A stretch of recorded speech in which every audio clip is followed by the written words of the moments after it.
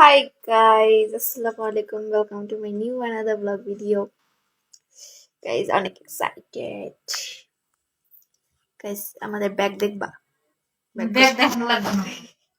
কে bag দেখবো? কে তো bag দেখে কি হবো ক? কি আছে ব্যাগে? আমার মা আজকে এত ব্যস্ত। এই জামা বাইর করতেছে, এই জামা বাইর করতেছে, মানে বাড়িতে যাইতাছে এমন জামা কাপড় বাইর করতেছে। তো যাই হোক, আমি তো মানে 6টা বাজে আমি রেডি হয়েছি। আরো আগে রেডি হবো। বাবা কাজ না গাইজ, আমি সত্যি কথা বলতাম 6টা বাজে রেডি হয়েছি। 6টা বাজে রেডি হয়েছে, এখনো রেডি হয়ে বসেই আছি। আর দেখো এখনো ভাতই খাইনি, জামা ইস্তারি করতেছে এখনো। এখন বাজে হচ্ছে 8টা 17। আমাদের গাড়ি হচ্ছে 10টায় গাড়ি, 10:30টায় না 10টায়, কইছে 10টায়। 10টায় আমাদের গাড়ি। আর যেটা ইয়েতে যাইতে হইব ওইটা 10:30টায়। আমাদের ব্যাগপত্র সব কমপ্লিট। আমি মেকআপ টেকআপ অনেক কিছু নিয়েছি, এখন যাব। আমি কইতাছি কোনো শীত লাগবো না, এখন আমার ওই ঘরে যাইতে আমার পা থরথরে কাঁপা শুরু গেছে শীতের ঠেলায়। হেরা বলো কম্বল লইব, পাখির খাম দিছো? পাখি খাওয়ান দিমু। পাখির পানি সিয়ার দিয়ে নিচে তুলে আনি। হ্যাঁ, পাখির খাবার দিতে হবে গাইস, একদম বেশি করে 2 দিনের খাবার দিয়ে যাব। একবার সরিষা দিব বেশি করে, তারপর হচ্ছে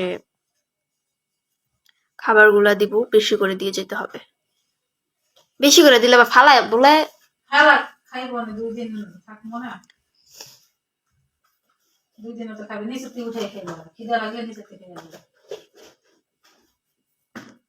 যাই হোক গাইস, আমি অনেক বেশি এক্সাইটেড। তারা ভাত খাবে, কারণ আমি ভাত খাবো না। আমার ভাত খেলে একটু, আমার ভাত খেলে প্রবলেম হবে। আমি ভাত খাবো না, আমার বমির অভ্যাস আর কি, জন্মগত অভ্যাস আমার। বাসে উঠলে আমি বেশি লং জার্নি করলে আমি বমি করি। এটা আমার সাথে প্রায়ই ঘটে। আমি এবারও বাসে যাওয়ার সময় যদি বমি করি, জানি না বমি করবো কি করবো না।